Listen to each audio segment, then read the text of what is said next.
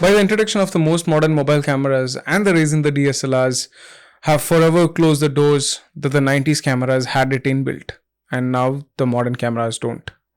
That is bloom, halation.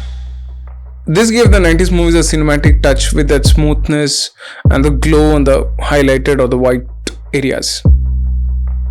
But these days, pros use Pro Mist filter to get this effect. Hence the name, I guess. I mean, for those who don't know, this filter just adds an overall contrast and glows to the highlights and the white part of an image. In simple words, it just adds natural glow to your videos or images just to have that cinematic look. It's that simple. By the way, this video is going to be short, just like your attention span, I mean. Let's learn.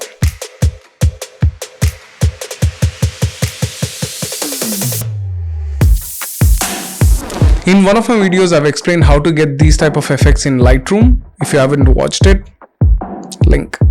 These Pro Mist filters are not pocket friendly, but we are Indians, we use this over this. There are multiple ways to get these effects on the blown out skies, highlights, or white areas. First dumb thing that I did was to get this UV filter and spray it black. I thought that was the best way to save some bucks, but please don't. That doesn't work. After spending some money on creative DIYs, I thought, why can't we just create it on Photoshop? So I just went out and took some photos to edit. Okay, by the way, if you don't have any images or videos to work with, don't worry, just pause the video and check out the description box below. I've added the images that I'm going to edit now. And on the way back, don't forget to press that subscribe button and then unpause the video. Once done, let's jump into Photoshop.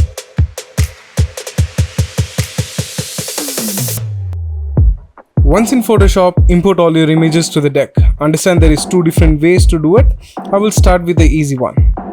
The first one is to duplicate the image with Command or Control J and select the top layer and make sure that it is not a smart object. If it is a smart object, rasterize it before going to the next step. Now go to Image option and click on Apply Now. This makes the image darker, keeping the whites and the highlights same. Being on the same layer, go to Filter, click on Blur, click on Gaussian Blur and change the value according to your camera's megapixel. If it is 30, keep it 30. If it is 24, keep it 24. And now change the blending mode to screen. And for the halation, click on the adjustment layer below, select solid layer, change the color to red as the old film look had that red tint to it. And now make a clipping mask by pressing Alt or Option key. Now click on Mask and press Command or Control I and change the blending mode to Overlay. Paint it manually over the highlight area for that halation look. I'll just speed up the process here.